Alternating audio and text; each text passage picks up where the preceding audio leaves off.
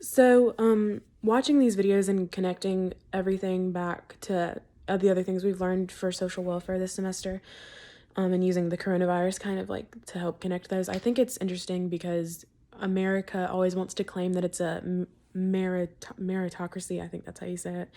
But that everything you earn is because you worked for it, and if you work hard enough and if you do well enough, then that's why you have it and you get what you deserve. But I feel like that's the excuse that rich people want to use to stay rich and keep the poor poor. Honestly, that's how I feel. And I feel like, especially recently, we've seen a lot of like the facts that back that up. So, especially in the healthcare system.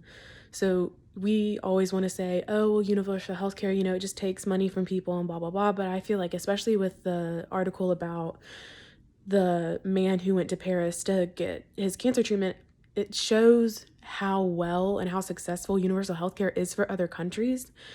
And we actually watched a video earlier this semester. I forgot, was it about Sweden or the Netherlands? But it was a video comparing like two women's lives to each other.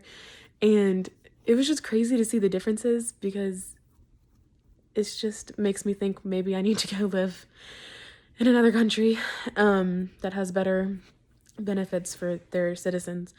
And I think people want to use, oh, well, this person got out of poverty and like they did this and they worked so hard. And what I want to say is like those people are exceptions and we don't need to use the exceptions to set the rule. So yes, there are people who, overcome the system. There are people who were born super poor, but they invented something and now they're like rich and whatnot. But a lot of the times when you're born into a class, that's pretty much where you stay.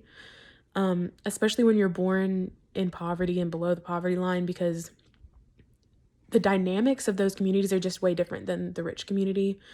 We talked about this again in sociology, but a lot of times in those situations, you feel like you have to pull your family with you because you're not like they supported you and everything. So you're not going to just leave them to fend for themselves, but you're going to want to help and support them, especially if you're doing better for yourself. And it's also surprising to me because I don't know that much about healthcare. I don't know that much about other countries' healthcare. But now that I know that American healthcare is the only first world healthcare that's for profit, I feel like it's so obvious that it's not working. And it's America's such an individualist country. It's always about, oh, me, me. And it's never about, the country like for the good of the common good or whatnot. And I feel like that really shows, especially in our healthcare system. And then tying it back to the coronavirus, I mean, going back to the articles that were talking about, testing and how poorly everything was set up for the coronavirus. And it's just how poorly the healthcare system is run in this country.